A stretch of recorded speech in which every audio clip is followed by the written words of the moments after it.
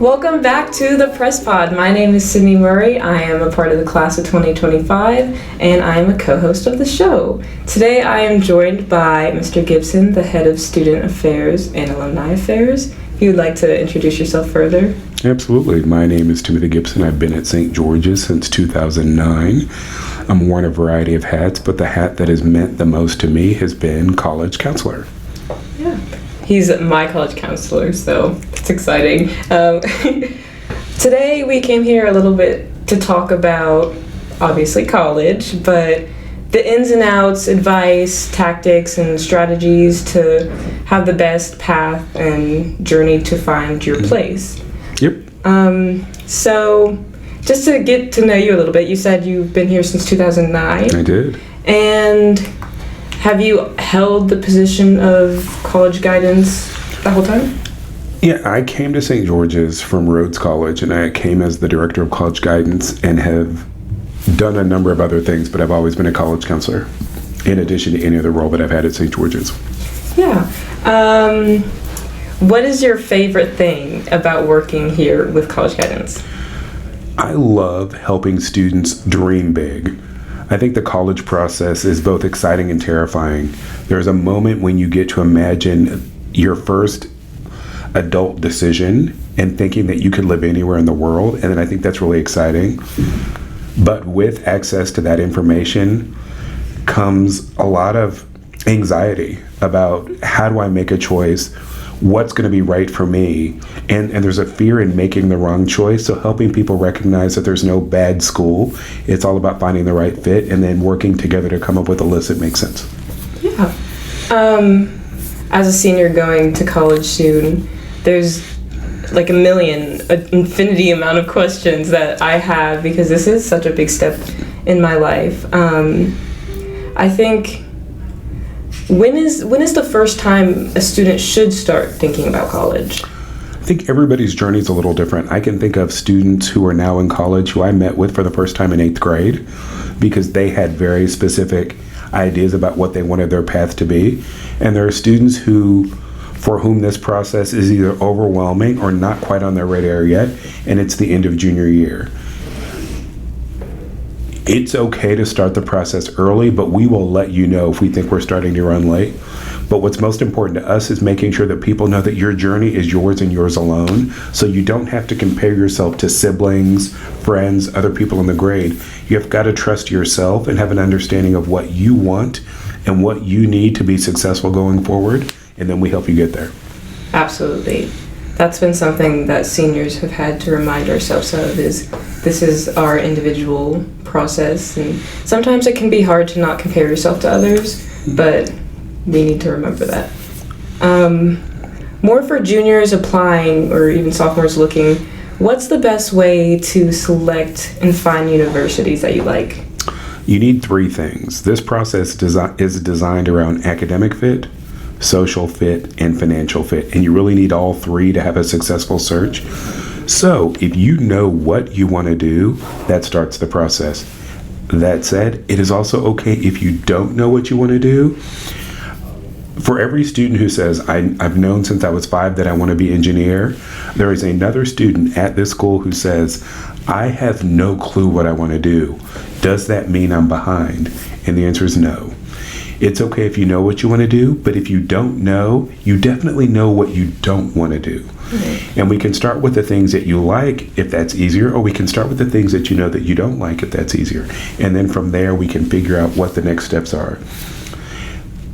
There are so many colleges and universities out there that it's actually fairly easy for us to come up with an initial list of schools based on location, size of school, academic programs for students who know what they may want to study, or cultural and social opportunities for students who are undecided but know that they want a school with a football program or a school with a robotics program or whatever the co-curricular opportunities are that are drivers. Yeah, I don't know the exact number of colleges in the U.S. I just know there's so many. So when it comes to visiting these schools in person, do you believe that it's worth it to go? I do. I think it's neat. You all have the opportunity to walk around on campus to see what makes sense for you, and for many people that does bring a school to life. The reality is that a visit is a great step, that will show you some of what a school has to offer, but you won't really know it in full until you go as a student.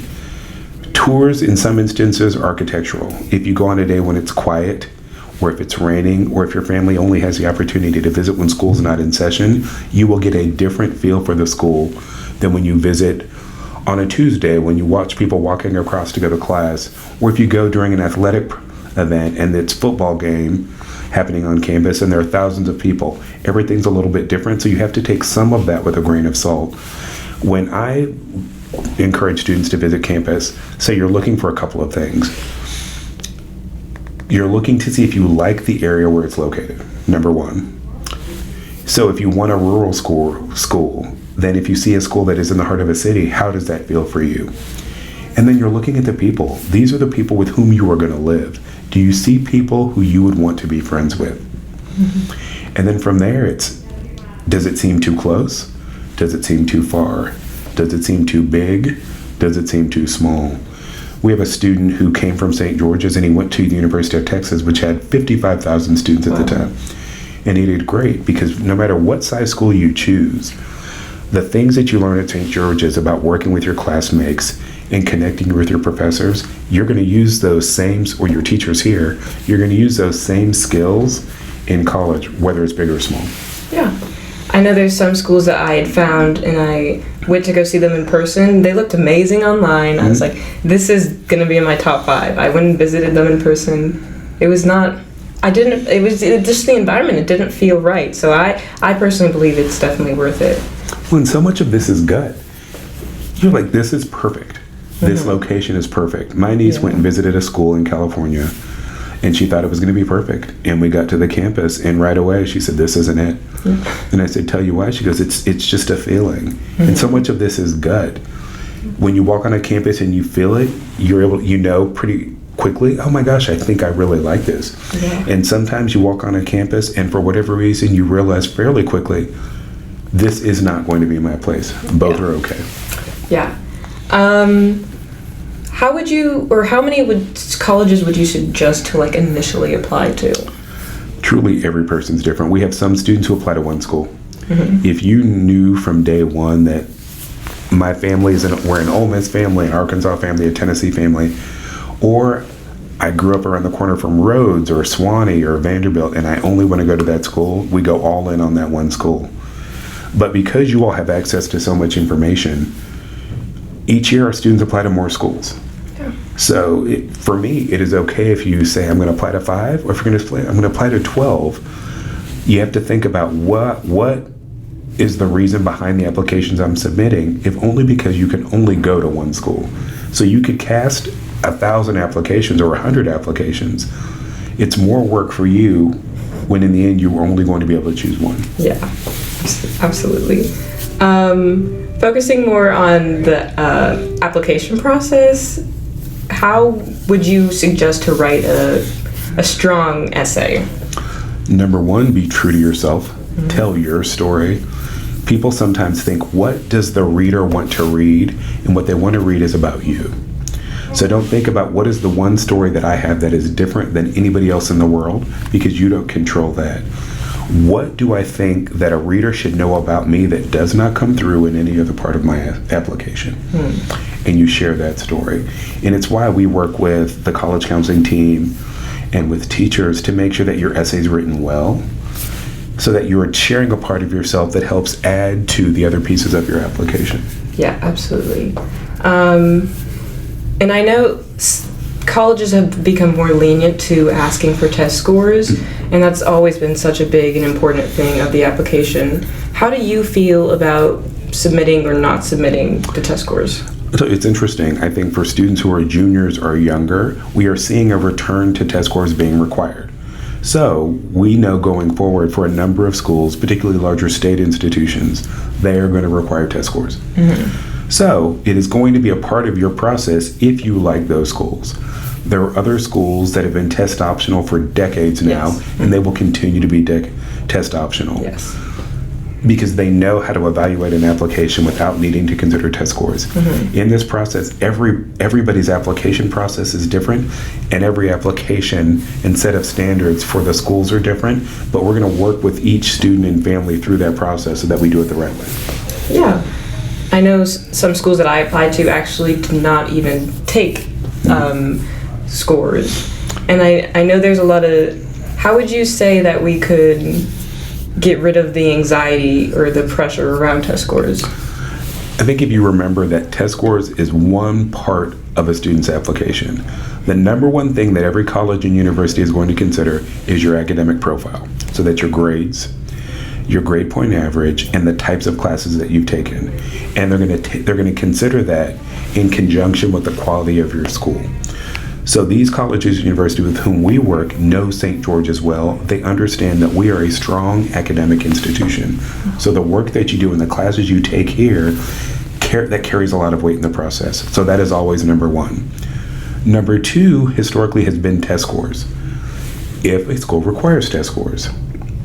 But students have to remember that test scores represent the work that you've done over the course of 4 hours in a day. And your transcript represents the work that you've done over the course of 4 years. So 4 years will always trump 4 hours. And then number three, it's your list of activities. Who are you outside of the classroom? That doesn't mean that you have to be involved in everything, but what matters to you and what will you contribute when you get to college? Number four, your recommendations. What do your teachers and counselors say about you? And then with that, what do you say about yourself? What is your story that you convey in your essay? And then for many schools, number five is level of interest. If you like a school, have you visited? When they visit St. George's, have you been able to walk around and have you met the representatives so that you can let them know that you're applying to the school? That does matter. So it's really the five things. Test scores are number two, but there's a big caveat there depending on whether or not they are important at this moment. Yeah. And I know a lot of students emphasize on the test scores. It's like if you have a 35 on the ACT, they're just very confident. But I understand that there's other ways that you can have your application stand out. What would you say other than test scores? What would that be? I mean, the quality of an essay. If you look at, and we're reading this information right now, at highly selective schools, they could say that our mid-range for the ACT is a 34 to a 35, which means 25% have perfect test scores. That doesn't mean you stand out. Who are you beyond your test score? What classes have you taken in high school? How have you contributed to your school community or the community in which you live? And what does that mean? And that's bigger than having a 5-page resume. What have you done and why does it matter? And then what do your references say about you? What do your recommendation letters tell about you as a student, but also as a community member? Because they're looking, when they're building a class, they're looking at all of the people all over the world who've applied. And they're saying, okay, how do we put these people together to make this the best school year possible for everyone? And the more selective the school, the more applications they have to choose from. And I know those numbers are scary for people, but the reality is, if you want to go to college, we will help you find a school that is a good fit for you. You've got to trust and you've got to trust in yourself, trust college guidance, and remember you're going to be okay. That is the easiest way to lower your anxiety when you remember, I am going to go to college. Right now, it's the end of January. Most of our students don't know where, because you don't have to know where yet. That is to come. You know that you will go. You should be able to sleep easy with that answer. What would be, this is a very hard question, but what would be like your number one piece of advice? Enjoy the process, because it's fun. You're going to pick where you live next year. That's amazing. And when you walk around on a campus, enjoy it for what it is. Eat the food. And also drive, if you're going out of town, go and see what's around the campus. If you're a coffee drinker, where's a good local coffee shop? If you're a shopper, where do people shop here? If I want to get off campus to study, go to a movie, what's available in the area so that when I'm tired of being on campus, I can get off campus? So that's number one. Number two, for me, when you're starting visits, and if you do a lot of visits at once, the thing that I've used for years, if you visit a school and you like it, buy a t-shirt. If you visit a school and love it, buy a sweatshirt.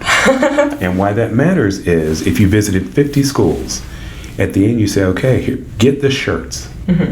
And then let's start with the sweatshirt schools. You loved these enough that we bought a sweatshirt. Yeah. Are those still top choices? Wow.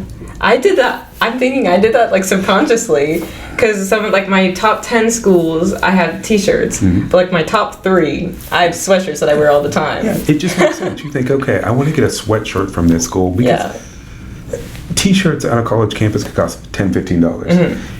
A sweatshirt, you're like, do I like this enough to spend $50 or $60 on a sweatshirt? Yeah. Yes, I do. Yeah, that's fun. Well, I want to encourage everybody who is watching, if you are a student in high school here or going to be soon, to take advantage of our amazing college guidance team. They do so much to support us, and me personally and a lot of other students have just had an amazing experience. College applications and the journey can be very stressful. I can testify to that, but you guys have made it a lot easier. Awesome. So thank you guys for watching this January episode. Thank you so much for being here with me. Absolutely my pleasure. And make sure to stay tuned for our next episode with Kirkland, my co-host, and that'll be in February.